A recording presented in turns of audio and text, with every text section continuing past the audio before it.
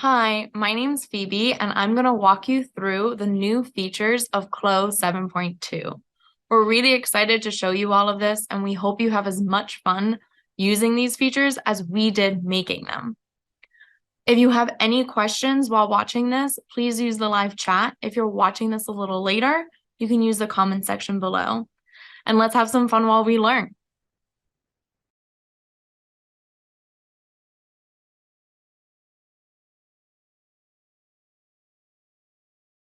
So in 7.2, we've done something amazing. We've given you all soft body. We're so excited about it. We can't wait for you all to use it. It is super simple to do. All you have to do is select the avatar, like so. And then over in your property editor, there's going to be a soft body simulation checkbox. You can then turn that on.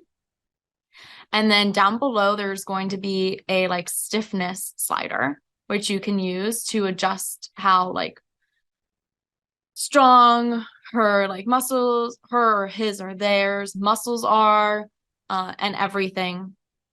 And then you can simulate, and as you saw, it changed. You'll always know if your avatar has soft body turned on by the indicator at the lower left hand. That will always tell you if the avatar has soft body. Now, let's talk a little bit about this stiffness slider. This is how I think about it, okay? If this person is super fit and they go to the gym all the time, then they're probably at the higher end, so closer to 10,000. That means they've got a lot of muscle definition and there's not a lot to actually move around. Now, if this person is more of the couch fan and maybe indulging on funner and exciting snacks and often, then maybe they are at the lower end of the scale. Now, this soft body is compatible with all CLO default avatars. So all men and women avatars you can use this with. Exciting, right? That also means, though, that you can, of course, use the avatar editor to adjust our default avatars to the sizes you need. However, please do not turn on soft body and then start to adjust the measurements of the avatar. Adjust the measurements of the avatar first and then turn on your soft body. It'll just make your life so much better, and we've actually made it so you can't do it. If soft body is on, the avatar editor will not be going on. You can also use all of our ASTM sizing for changing of the body avatar size and everything. But again, men and women works great. We're so excited for this, and we hope you love it.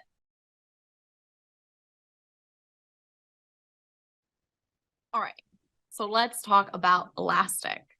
We've updated Elastic in 7.2 to actually have presets for you. So over here in Fabric, I can go to Elastic folder, and I can now bring in these Elastic folders. Now, using that great feature we created for you in the last release, I think, you can now have another folder and call it trims. And then you can bring in that Elastic so that it's separated out and organized. And you can just easily drag and drop it onto your pattern, or you can hit assign or anything like that, because Elastic works a lot like fabrics right now. So with this little bathing suit, what I can do is, again, I can adjust the aesthetic of this Elastic to match what I want it to be using colors, normal maps, textures, anything like that. What I'm going to also show you here is with the fit maps, I can change around my Elastic properties strength, and you'll see how here in my fit maps, it adjusts to it and everything. Really cool, right? When it's stronger, it has more pressure. When it's less strong, less pressure, makes sense. So now what I'm going to do is I'm going to apply some Elastic to my straps.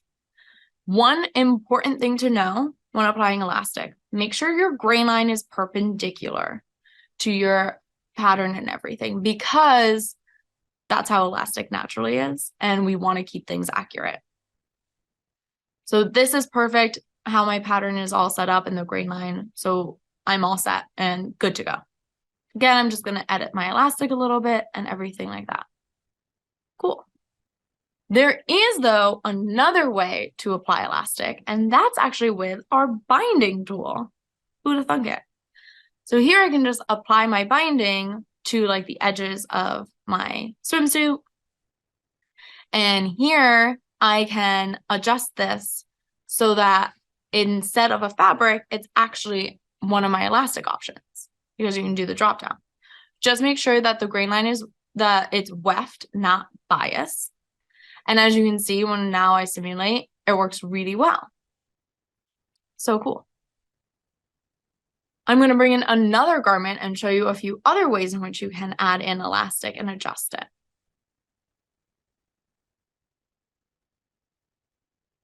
So here I have another garment arranged and sewn and everything.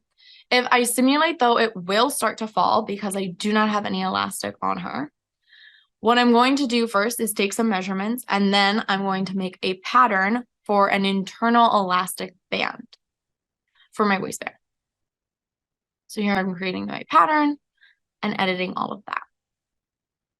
Make sure that the grain lines are perpendicular, really important. All right. Now I can just arrange and sew and place this on really quickly and easily using all of those great features that we've had into the software for so long that I know you all love. Now that this is actually staying on her, I can start to apply my elastic preset, which again is in my fabric, and then there's a folder elastic, and I can just drag and drop it over. And again, I'm organized, which is great. And I'm using my woven and just dragging and dropping that on. And now I have an internal elastic. And what you can also see is how the gathers are already there and how much more realistic it looks than when we just had our internal lines like before. Now, to make this truly realistic, I'm actually going to make another waistband pattern so that the elastic is actually inside of both, which is going to be so cool for you to see, because you're like, whoa, I can make like a truly, truly realistic garment so much easier now, which is amazing. So here I'm just going to select my waistband, say layer clone under, and place that under. Now, another good trick, though, is always using your set subset layers tool. So here I'm using my set subset layers, and I'm making sure everyone knows where they should sit. Looks so great, right? Now, as I showed you before, you can use binding for your elastic now. And what's also great is you can always change the width of it. So for this hem, I can actually put in a binding, but you actually put it in as elastic. I can change the width around to be bigger and everything. I also, though, need to change the length of my binding, but first I'm going to simulate and then check the measurement of the avatar.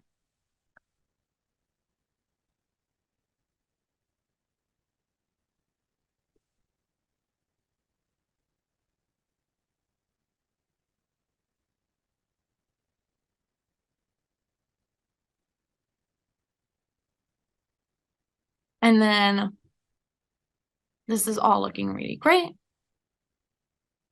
And the final way in which you can also do elastic, which is also really cool, is here I have my sleeve, and I'm going to make another pattern for a kind of like elastic little sleeve edge. Go to my fabric and copy the fabric and then apply it to that new pattern piece that I just created. Because what I can then do is in the property editor, I can actually change that to elastic. And then I can select what type of property of the elastic it is, if it's woven or knit or anything or custom, and apply it like that. That way I have the same textures as I wanted to from the original fabric, but instead the fabric properties are a elastic. So super cool. We have so many different variations in which you can now apply elastic and make it look even more realistic than ever before. We hope you really like this. We're really excited for all of you to try this out and like give us all the feedback. So yeah.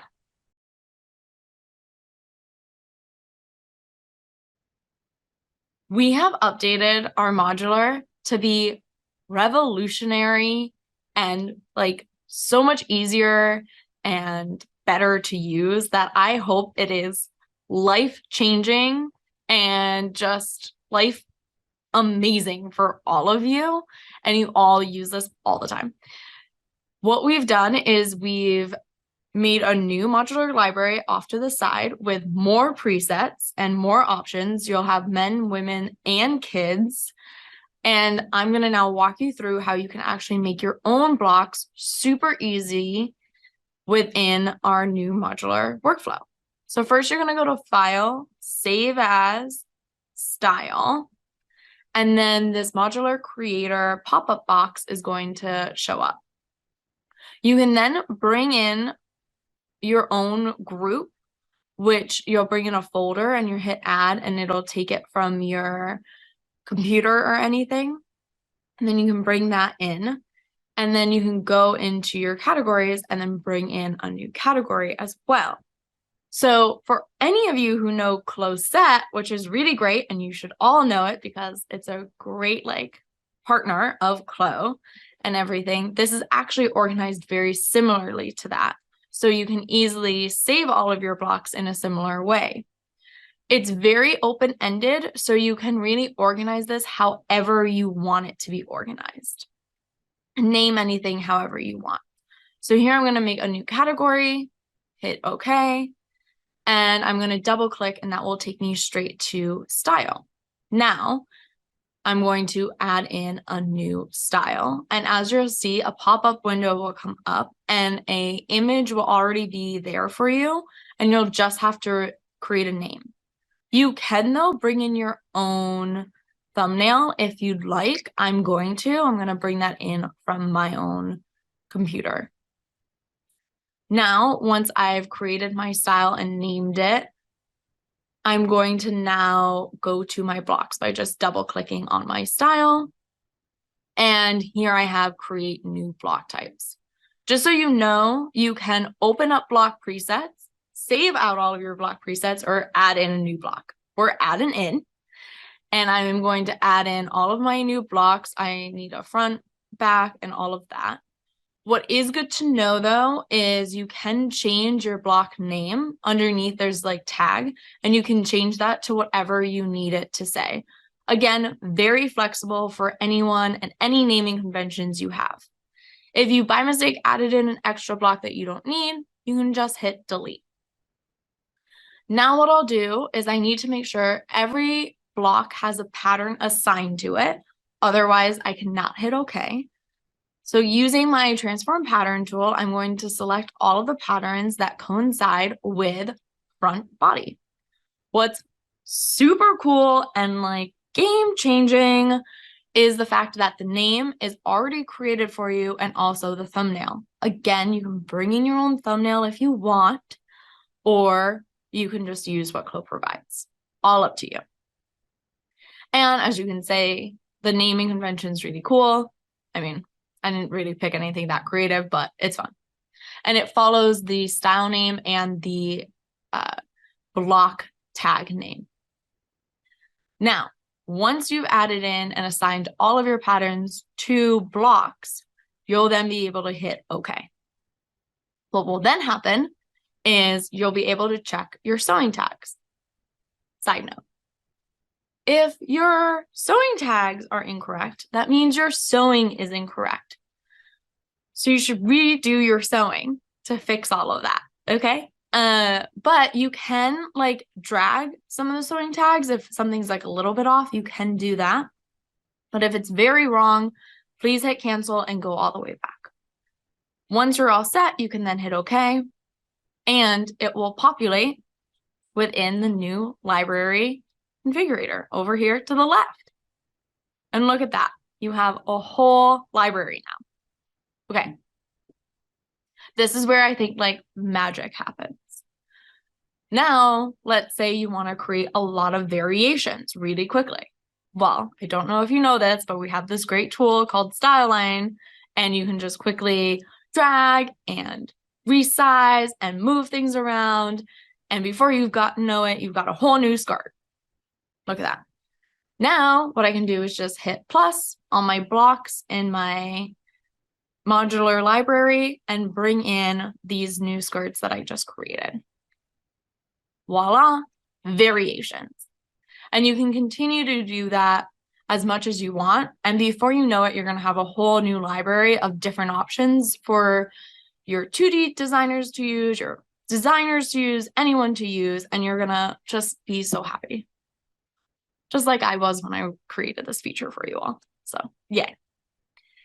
What's also cool, okay, because we're not done yet, it's a multi-cool feature, is now what I'm going to do is I'm going to open up another garment that is similar to this. And I'm going to save it within this modular library as well, so that I have even more options and variations.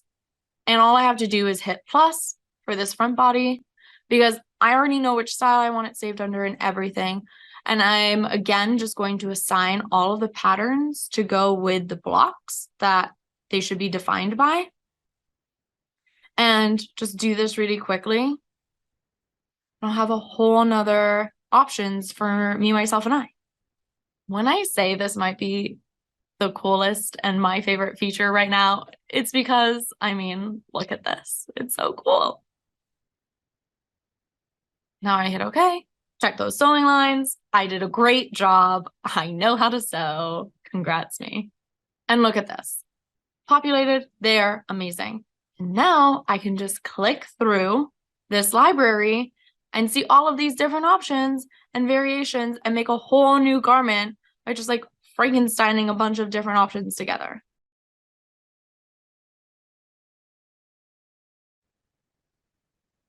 So we have updated our animation to include camera animation and movement. So we're really excited about this. We think it's going to allow you to make truly captivating and dynamic animations all within CLO. So let's get started. When you open up animation mode, you're going to see 3 new buttons. 1, 2, 3. 1, 2, 3. 3. The first one will allow you to create new keyframes. The second one will allow you to see preview window. And the third one will allow you to see your camera path. Now, let's start with number 1. Before you do anything, please make sure you have recorded your garment and motion file together, and then start to add in the camera motions and everything. So here I'm going to use my slider to adjust and find that perfect angle that I want to start this with. Once I've found that, I'll then use my first button, which is add keyframe. And that will bring in my first camera shot. Cool, right? Then I can slide again and find my second one. And again, click that keyframe. Then if I want, I can start to see my preview window. So that's the second button. So now I can select the second button and see the preview window for my camera angle, which is really cool. Now again, I can start to slide and zoom in and maybe add in another keyframe, right? Cool. Now another thing you can do here, which is pretty nifty, is you can start to edit and adjust the keyframes too. So I can click and hold down and slide and everything, which is really nice. Now I'm going to use button number 3, which is the see camera path. When I have this, when I'm this zoomed in, I'm not going to see it. So I'm going to have to zoom out a bit. Once I start to zoom out, you'll see the camera right away, like so. And now you'll actually be able to select that camera and use the gizmo tool to move it around if you want, right? Like, look at that. This is really great for after you've made your angles and you want to perfect it or adjust it or anything like that. What you're also seeing is when I'm moving the slider, you see that camera following the blue line. That is the camera path that it's following around. Another thing you can do is you can change that path so you have a continuous option, or you can also do straight. So if you want it to be like a straight line, you can also have that so that the camera always moves in a straight line. So forward and back. That's what I did for this last keyframe. Now with this camera path on and everything, I'm going to continue to use that to make my next keyframe. So what I'm going to do here is I'm actually going to use my gizmo tool to move my camera to another angle.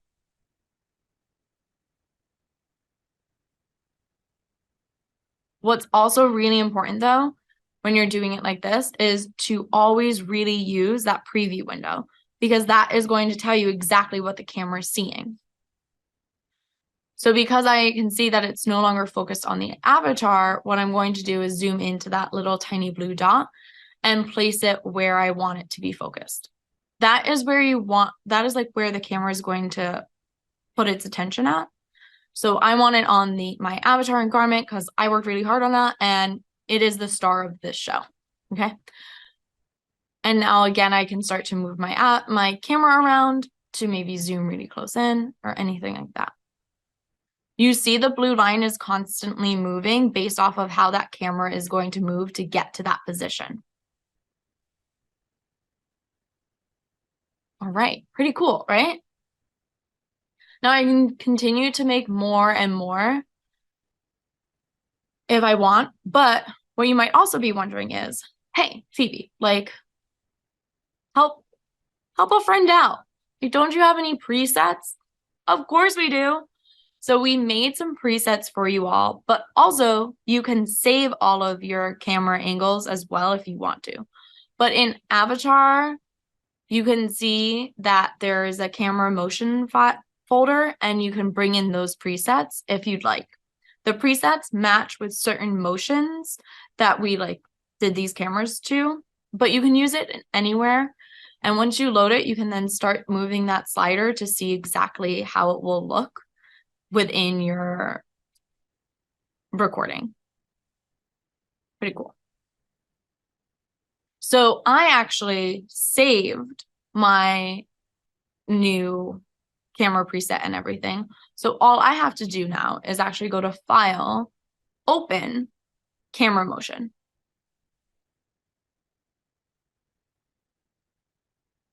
And then I'll be able to bring in the one that I saved. And you can save them by going to File, Save As Camera Motion. And now I have this here. And all you have to do now is just record this through like the video capture if you want, or you can render this out and it'll all be amazing. And you'll be like, look how cool I am.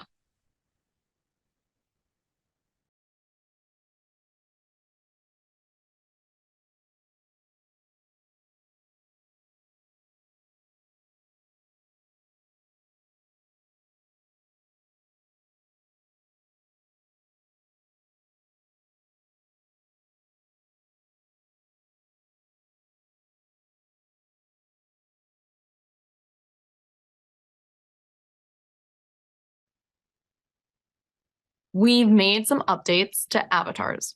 First, we've given you all new default avatars. So for women, we have 3 new women avatars that are much more realistic and that are within our Connect library. And we've also given you 3 new men avatars. Here they are.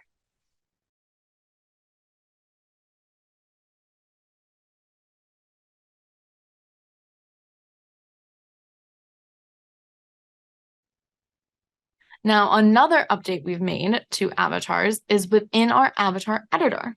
We've made it a little bit easier for you to edit and adjust the avatar within the avatar editor.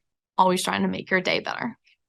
I'll see over here on the right that I can check and uncheck these 3 measurements.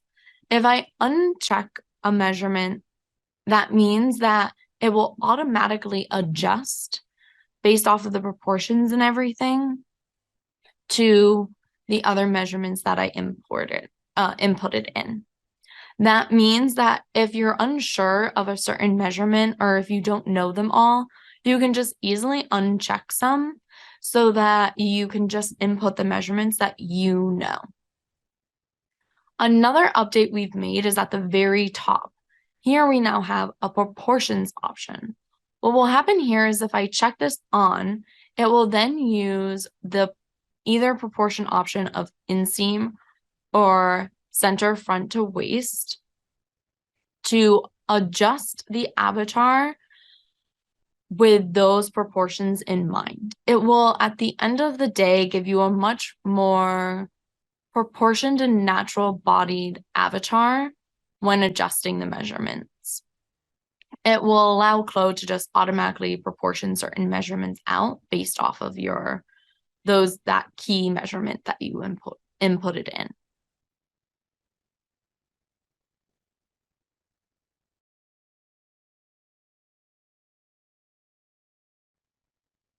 Another nice update we've made to our avatars is the update with joints. So here I'm going to bring in one of my avatars, and I can now select and turn on X-ray. And here I can select my joint. And when I turn on symmetry, you'll now actually see that my arrows stay there as well. So that means when I move the joint forward or back or anything, or rotate it, whatever happens to one side will happen to the other, as always when you turn on symmetry. But now you have the option too of like moving it forward or back or anything like that. We hope this will really help with postures and everything. So enjoy.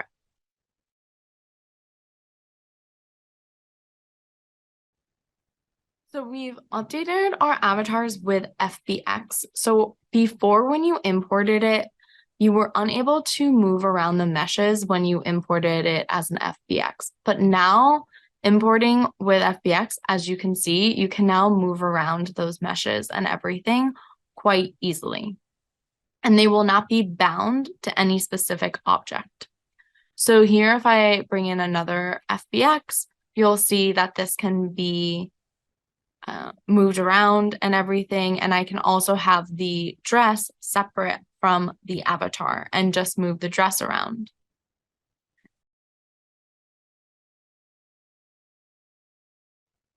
And one of our final updates with our avatar is eye control now, which is really cool. So here I'm going to zoom in a bit. So here I have my avatar, and now what I can do is I can select the eye, and in my property editor, I'm able to use my slider and actually move the position of the eye left to right, or I can use the other slider to do up and down, making the side eye possible now.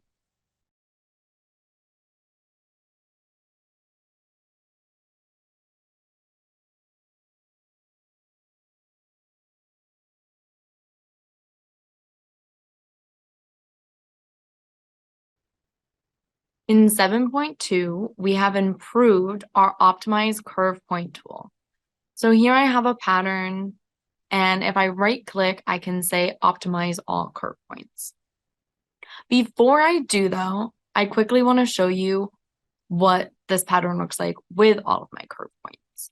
So I'm going to go to my curve point tool over on my 2D tool bar. And as you can see, I have a lot of red dots, maybe too many red dots. So now what I can do is I can go back to my transform pattern tool, and I can either just right click and optimize all curve points. What that will do is that will use every pattern within my 2D space, and we'll try to optimize it all together. It will automatically come in with the least curve point option. You can then start to adjust this with the percentage with the slider bar if you want. So if you want more or less, you can definitely do that. And you'll see a preview of what it will look like while you're adjusting it, as you saw. I'm going to hit undo. And now what I'm going to do is just show you what it would look like if I just selected one pattern. So you can also just select one pattern, right click and say optimize curve points. And then that will just adjust that one pattern. And of course it's symmetric copy. And you can just adjust that one. You also have the ability to just adjust the line or the segment. So let's say I just wanted to adjust that neck opening with way too many curve points. Here I can go to my edit pattern tool, select the segment, right click, optimize curve points. And here I will just adjust that line and optimize the curve points there.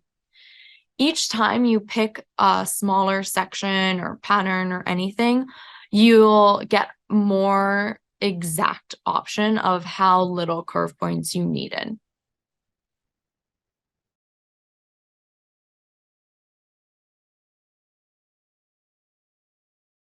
So we have updated our reference line ability here in 7.2 along with our tracing. So first I'm going to select this pattern, right click and say clone as reference line. What this will do is it will make a reference line of what this pattern is originally. So when I start to edit this pattern, I'll always see what it started as. So I'm going to make some like precision edits and everything. And as you can see, there's that gray line that's showing me what it was originally. Clone as reference line is great. What's great here, though, is now I'm able to actually trace this clone as reference line. So before you couldn't, but now you can. And what's great about that is now I can just quickly and easily go back. So I can select my trace line and everything and right click and say, replace this pattern outline. Simple, easy. And now I again have a reference line here to show me what it was before. And I can again do the same thing. Right click, replace as pattern outline, and keep going back and forth. It's really great because it allows you to quickly jump back to what your original was if you need to. What we've also done is we've made it so if you cut your pattern, which I'm going to do here, so I'm going to create an internal line really quickly. And now I'm just going to cut and sew. And the reference line will follow with the new cut pattern. So the reference line will always be with you anywhere you go, which is really nice. And another update we've done with some tracing, we're bouncing back and forth, is we can now trace that center half symmetry line. So with that half symmetry line, I can just trace it as usual. So all of that stress of the internal lines in the center is no longer with you. It's going to be great.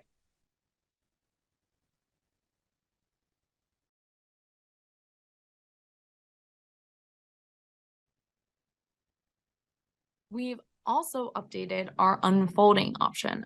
So this is really great because it's a little change, but it's going to really pack a punch for you all. Now what you can do is you can select multiple lines, look at this, and then you can right click and unfold them all together. So you can do unfold symmetrically, you can do unfold, you can unfold just the pattern, and that's another update we've made. So you can unfold just the pattern. So here I have my pattern and I want to unfold with symmetric editing, but then I have the internal line to show up and everything. But what if I didn't want that internal line? Now I can just right click and unfold the pattern outline only. And then that internal line will stay just on that side and I'll have unfolded the pattern symmetrically. Know though that this is not a half symmetry pattern. So if I edit, the other side will not edit with it. So good to know.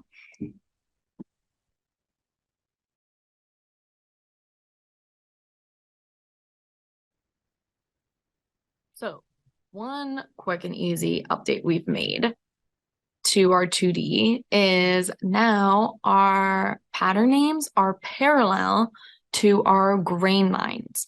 So we learned from all of you that that is a lot easier for you all, especially when exporting DXFs or anything like that. So we have changed it so that all of the pattern names are now parallel to grain lines, as you can see. So even if you rotate or move the grain line, the names will stay parallel to it.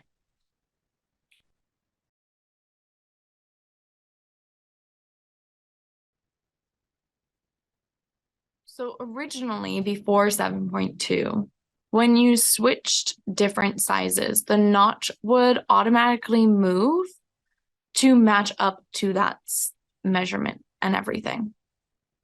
However, we learned that not everybody always wants this. So we've now given you an option of fixed or ratio. You have the option of changing this both within your file or when you're even importing a DXF. So here when I import my DXF, I have my notch position option and I can select fixed or ratio. I'm going to do fixed. Now with my patterns brought in, I'll switch to my grading and show you that with fixed, if I move between the sizes, you'll see that it's fixed based off of where it should be. So here, you'll see this a little bit better when it's all lined up on the bottom, that actually the notch does not move. It stays in its fixed position. You can also adjust these and have your option when you select your notch using your notch tool. And here in your property editor, you can select fixed or not. So here, when I turned on fixed, I can then again adjust my measurement, switch between my graded sizes, and it'll all be fixed,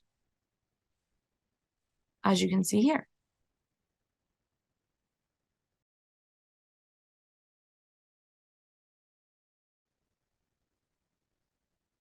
We have made some updates to grading. Exciting. One of the great updates we've made is the copying and pasting. So now I can copy, of course, but what the new thing is I can paste just X or I can paste just Y, X or Y, or of course you can do both. And there's shortcuts to both too. So if you want to be really fast and quick on all of this, you can use the shortcuts that we have in there as well.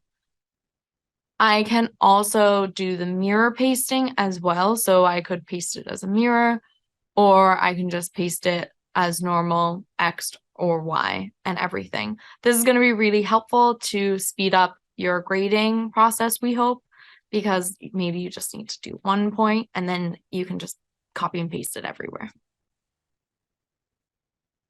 Another update we've made is now when you select a point using your grading tools, you automatically see the X and Y values. Pretty nifty.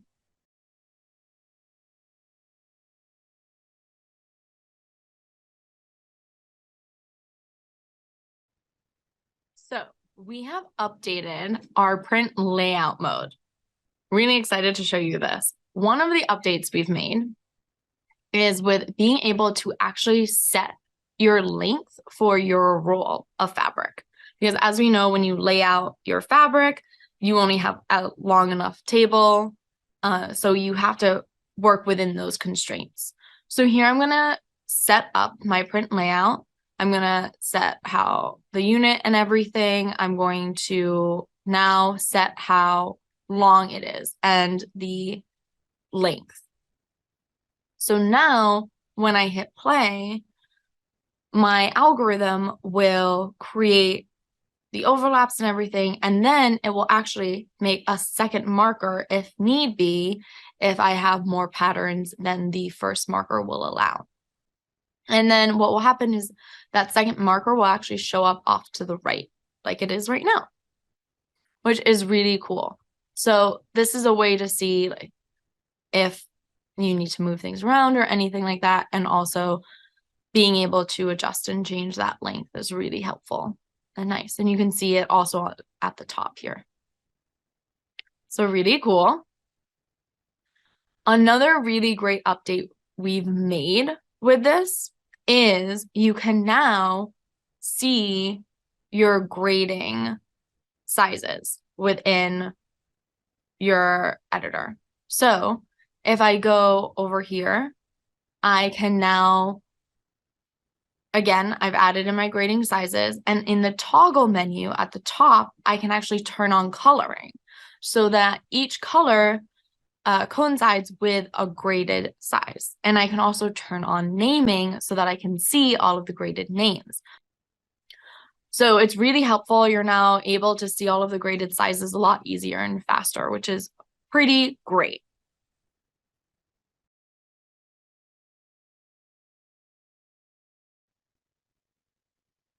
So we have updated some stuff in our Colorway editor. One of the updates we've made is with our top stitching. So here, if I select my top stitching, I'll actually see it selected in my 3D window. So this will be really helpful if you have a bunch of top stitching and you just want to see which one was selected within your 3D window. You can just easily click on it, and then it will highlight and show. The same will happen for graphics. There is one caveat to this though, for top stitching. It has to be a texture for you to see it. If it's an OBJ top stitch, you won't see it. But with graphics, you'll see it no matter what. This is again to help you understand where these are placed within your window. Another update we've made is when you select a fabric within your colorway, it is automatically selected also within your object browser. That's pretty neat. And you'll also see your trims highlighted as well. When you select them in your colorway, they'll highlight in your 3D space as well. So now you're able to really tell like where everything is placed and stuff, which is cool.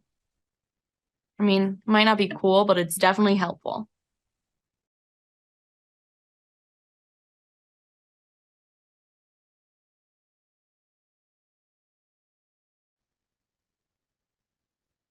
So we've updated some stuff with materials.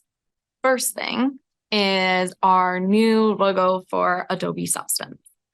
Really quick and tiny little change, but just so you all know. Here I'll go in to my materials, and these are the substance materials. And you'll see over here that the icon has slightly changed to a different logo and look to it. When I bring this in, it will also have that new and updated icon within the object browser as well. So, and in the property editor too. Pretty quick and easy. All right.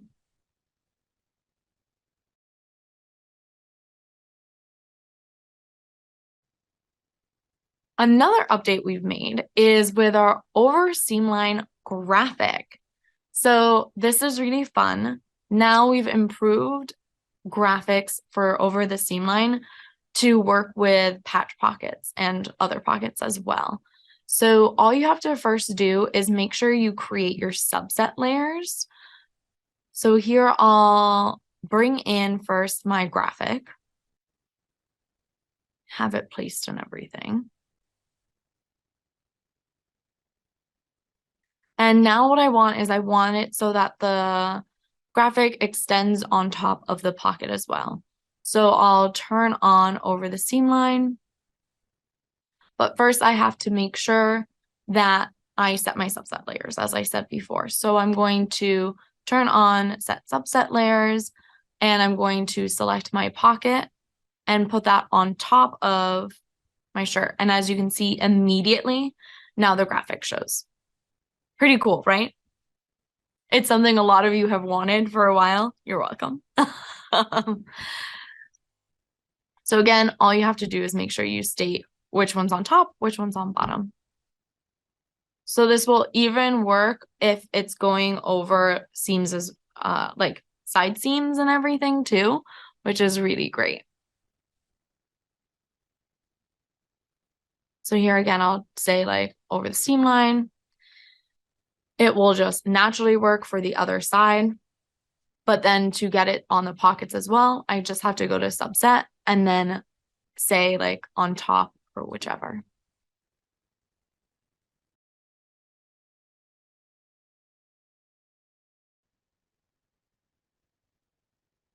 Another update with materials is with our zippers, because we know a zipper update is something everybody loves. So now what you could do in previous versions is you could edit the components of the zipper separately.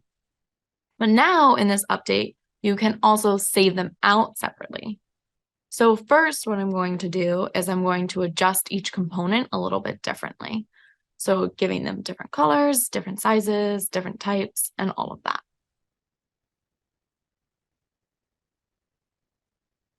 Looking super cute and fun. Okay, looking great. Now I have all of the zippers here and saved. I'm going to go to save and name this. And then hit OK. And now what I can do is select each part that I want saved. So I can unselect them, I can uncheck them, I can check certain ones on, and this is how I can save them out separately if I wanted to. I want to save them all as one group though, and hit OK. Now, what's also pretty nifty is I can then bring them all in together if I wanted to into a new style. And also what's cool is this all is reflected in our BOM editor. Isn't that cool? So now if I go into another colorway or whichever, I'll see that each zipper's component is actually separated out within the BOM. Nifty, right?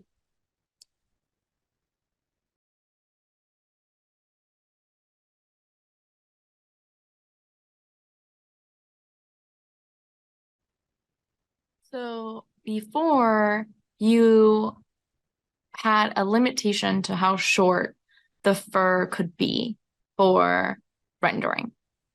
Now in 7.2, we have taken that limitation away, which will be really helpful for flocking and some home good fabrics and all of that.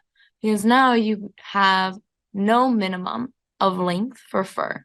So here I can have as low as 0.01 fur length, and it will still work within the rendering window, which is really great. And it's going to just make it so that more of your fabrics are more realistic and you can keep playing around and adjust. As you can see here, this is what the old minimum used to be. This is the new.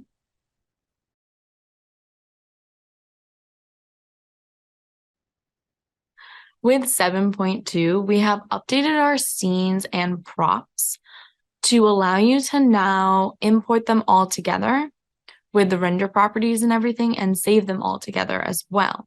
So let me first create a scene. So here I'm going to bring in a background, make sure I load it as a scene and props. And then I'm going to bring in some more. Over here, I can check my scene and prop section here to see they are. Now I have my scene all set up. Of course, I can select either one of these, maybe adjust or change the placement of any of this very quickly and easily. Now that I have this set up, I'm going to go into render, and I'm going to now add in the lighting that I want for this. As you know, we have a lot of preset options that you can now use, which we gave you in our last release, I believe.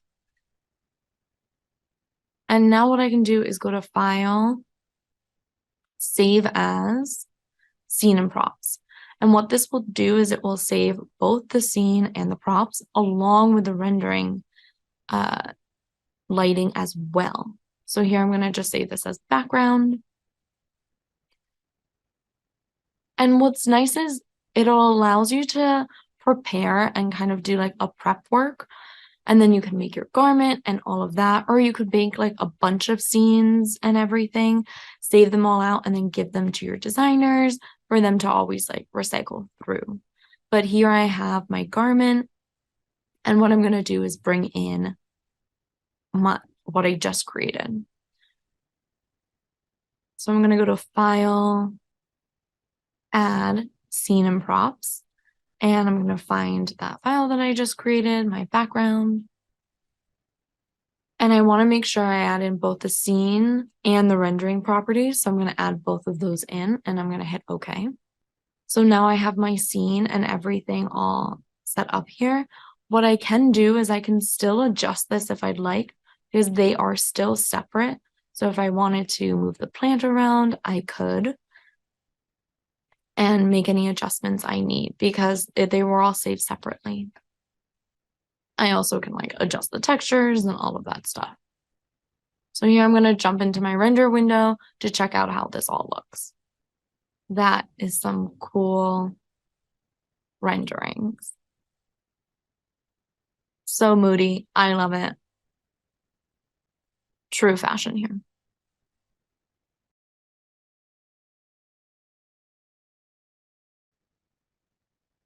Another update we've made to our rendering is giving more options for the color mapping.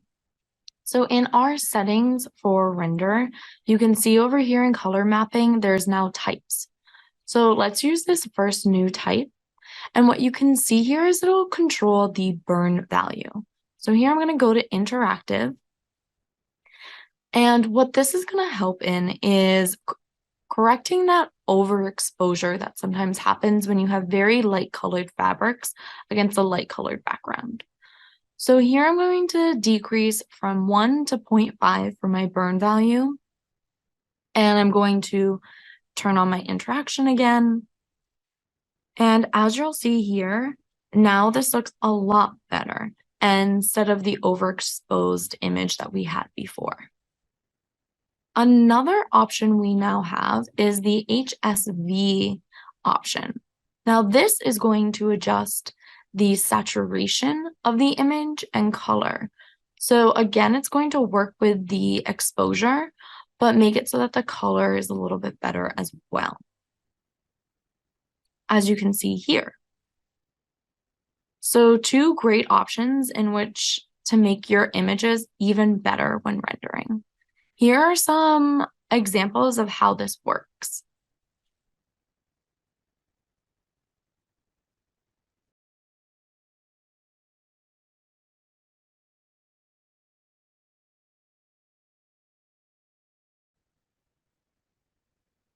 We have quite a few new UI updates.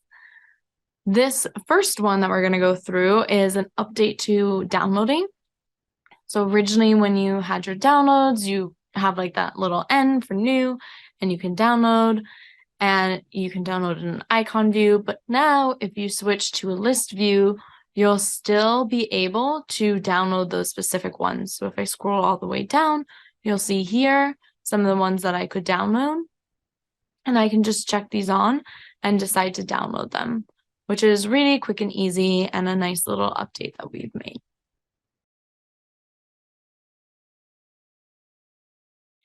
Another update we've made is with our object browser and dragging and dropping. So when you drag and drop a fabric or a trim or anything, you now have the option, if you go into user settings, and how you would like that dropped item replacing the original. You either can have it so that the name is always replaced by the new one, or you can make it so that the original one always keeps its name. So now when I drag and drop this, I selected to make sure that the new fabric is always replacing the old fabric for the name, but you could have picked the other way around. As you can see here, it works perfectly, but now you have the options of choosing what you would like. And here what will happen if I chose the other option, the original name will always stay and the fabric will just be updated.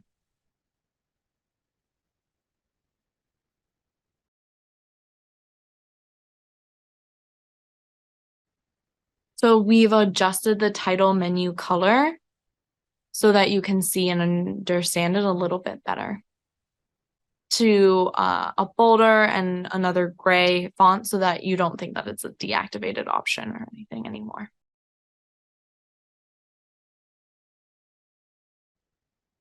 Another quick and easy update we've made is concerning our color palette. So now when you open up your color palette window, you'll see the options reflect similar to other options we have within CLO.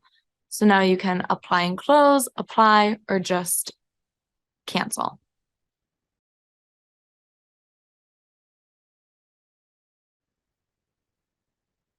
And another update we've made to our UI is with our press tool. Now with the press tool, you'll see a little inscription next to it that explains what you should do with the tool and that you can select the different sides to press if you'd like. Thank you so much for watching this video. We hope you enjoyed it and you learned a lot. Again, if you have any questions, please use the comment section. One of the CLO 3D designers will get back to you on it. And please enjoy 7.2 and don't forget to like and subscribe. There's so many great videos that we've made to help you learn more and enjoy CLO even more.